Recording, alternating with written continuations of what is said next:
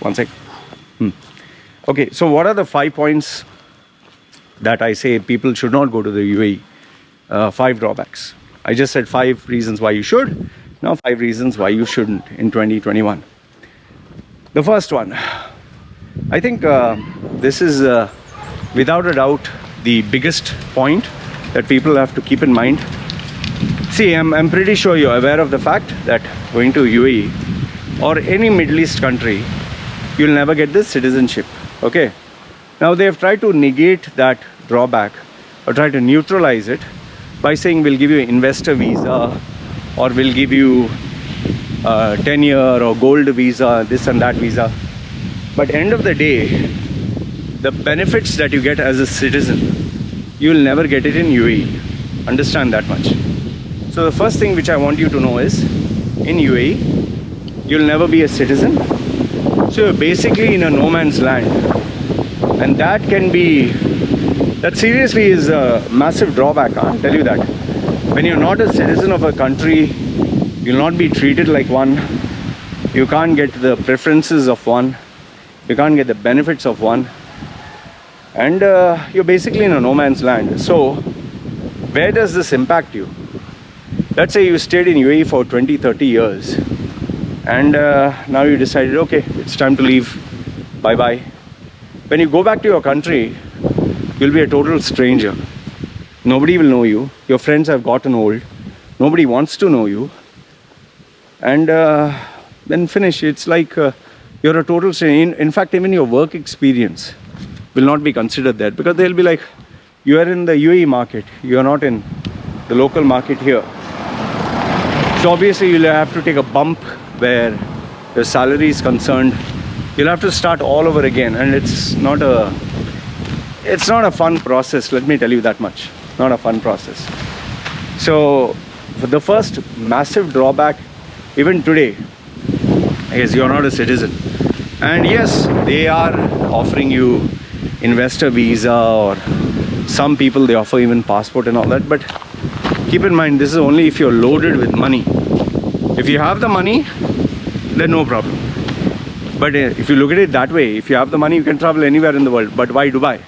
So there it comes down to preference. So if you have lots of money and you're not worried about all this, then go ahead and stay in Dubai. But keep in mind, you will still never be treated like a first-class citizen.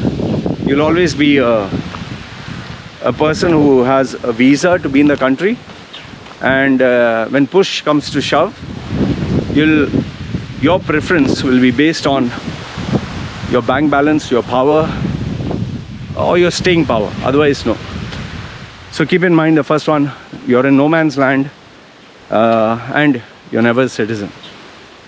The second one, this one, you could say this is only for people who are purists, who prefer the authenticity of life. See, here I'm in a village. I'm with nature. I'm walking without a shirt. Okay. In Dubai, there's nothing like that. It's a desert. It's bloody hot. It's so hot, you can fry an egg on the road, like they say. It's so hot that even if you put on the tap, boiling hot water comes out. You can put on the cold water, boiling hot water comes out. You walk out of your building, within a minute you'll sweat. It is that hot.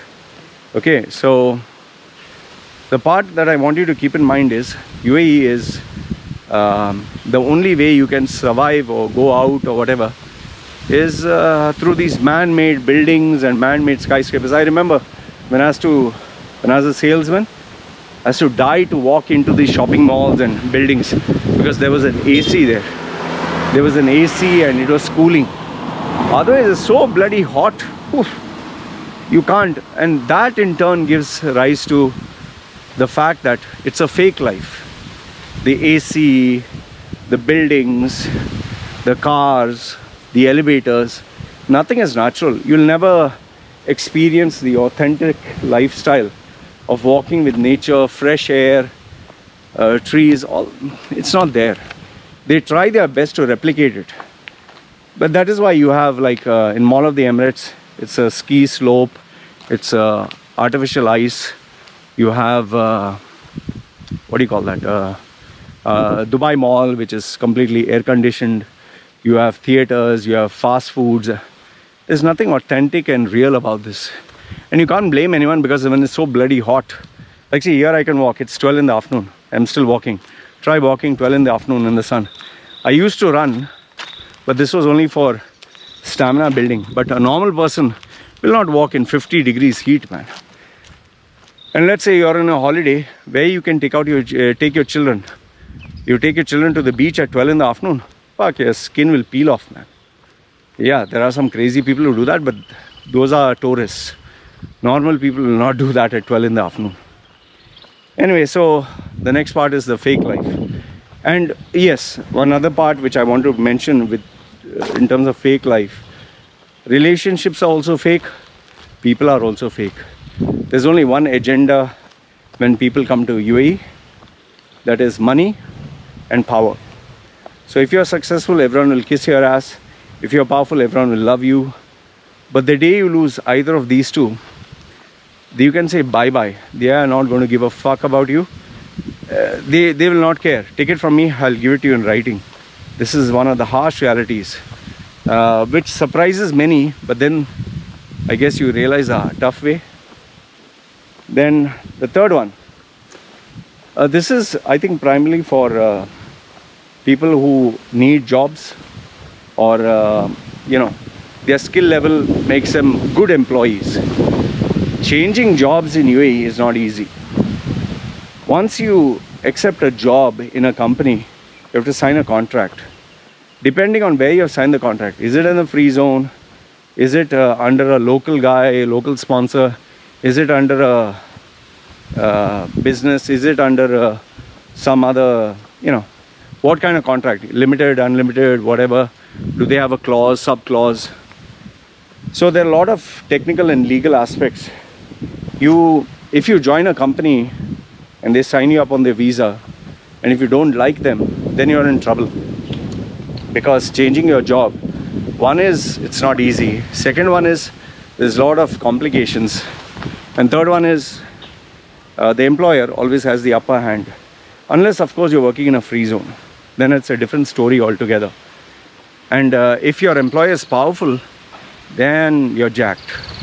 So don't assume that changing a job is easy. Like in your country, I'm pretty sure you work, okay, you don't like it, you change in 1 month. You apply for a job, you get a better offer, you change, you go.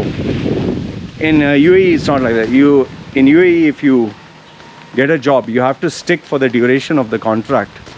And then if you don't like the employer or you don't like the way they treat you, and yeah, even worse, they can delay your salaries, they cannot pay you on time, they can cause a lot of problems. They can even ask you to come to work on a Friday, they can change the terms of working, and if you start retaliating, you're jacked. So don't think it's a cakewalk where changing jobs is concerned. But then again, like I told you, it depends which company you're getting a job, what's your profile, and what are your terms of joining. Otherwise, I'm giving you just a drawback. I'm not saying, keep in mind, it's not that every company is like this. Then point number 4, this is very relevant in government companies and not necessarily multinational companies, but where the government is involved or where locals are involved. Corporate racism is a reality, okay, whether people talk about it or not. Now, certain Fortune 500 companies may not have it, may not. And even if they do have it, they are not going to talk about it. I will not give you names, but there's always a small percentage of corporate racism in almost all companies, yes. But in UAE, because I'm talking about UAE, there is Saudi, Bahrain, Qatar, Oman and all that. It's pretty explicit. In some government and semi-government companies, they even have a HR dedicated only for Emiratis. That means separate rules, separate benefits, separate salary structure. In some other companies, if you're British, you get 5 times or even 10 times more than what an Indian would get or Pakistani would get. There are different slabs for different nationalities. based on your passport is what is the benefit you can get. And anyone who has been in UAE for years knows this is the reality. In fact, locals, the Emiratis, they get the highest benefits. Highest benefits, highest number of holidays, highest number of bonus, highest everything. Second comes British, American, and Australians. They get, even European, but it depends, not the Far East. Then below that, you have different stuff, South African white and down. There is always this fascination for white, blonde skin, blonde hair, and Westerners. There's always been. That is why even in certain nightclubs, when a white guy goes in, welcome. But then if you try to go in, they'll say, sorry, members only. Even though that guy is your friend and he just landed here new. This has happened. But now they are trying to be a little intelligent how they play around with this. It's simple because the people who are white, they love spending money on alcohol and they don't care a damn. But Asians, normally they have to take care of their families, their priorities. It's different. So anyway, corporate racism, it still exists, still there. And when I talk to white clients or people from the West, they literally tell me, Loy, I was enjoying double or triple and people are calling me sir. And I was like, oh, why not? I'm enjoying it. So that's, why not take advantage? And last, if not the least, the final one. See, every country has loopholes in their system. Every country. Now, UAE also has loopholes in its system. But then the question is, do you know how to use it? I can assure you this much. So many people, the majority who go to UAE, go via google.com, go via word of mouth, go via their friends and relatives. But now what happens is when you go this way, what are the risks? The risk is, if you do not know what are the loopholes of the system, you'll get jacked. And what turned out to be like a honeymoon phase ends up in being a massive disaster. That is why I tell people, see, listen, don't be a cheap Charlie, okay? When you're going there, don't just assume that searching through google.com and all that will solve all your problems. Take the guidance of someone who's professional, who's really been there. Now, I'm not trying to say, come to me. Fine, go to somebody else. And don't go for only your relative and friend. They can fart and talk from their ass. Don't fall for it.